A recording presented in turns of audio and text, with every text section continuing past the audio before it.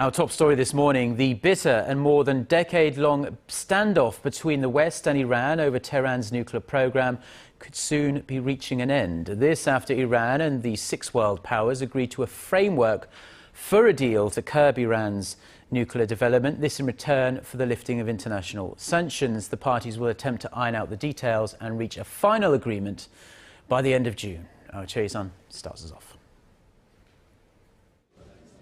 After 8 days of marathon negotiations in Switzerland, Iran and the so-called P5+1 nations agreed to a framework for a deal to curb Tehran's nuclear development program. It's not a final deal, but a significant step towards extending the time it would take Iran to build a nuclear weapon by at least 10 years.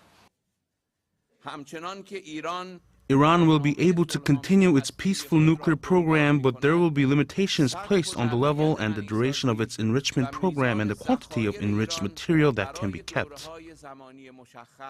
Under the framework, Tehran has agreed to suspend 2/3 of its centrifuges that can be used to produce weapons-grade uranium. It will also dismantle a plutonium-producing reactor and allow international inspectors to monitor all of its nuclear facilities on a regular basis.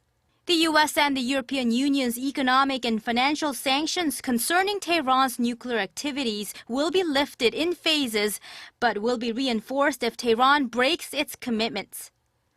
Iran and the 5 UN Security Council permanent members plus Germany are now tasked with reaching a final agreement by June 30th, after which international sanctions relief will start. And I am convinced that if this framework leads to a final comprehensive deal, it will make our country, our allies, and our world safer. While the West and the UN chief welcomed the news, Israel, a strong opponent of Iran's nuclear program, said any deal must significantly roll back Iran's nuclear capabilities. The leaders of the U.S. and Iran face another hurdle at home, as the final agreement is viewed with skepticism by many lawmakers in Washington and Tehran. Choi You, Arirang News.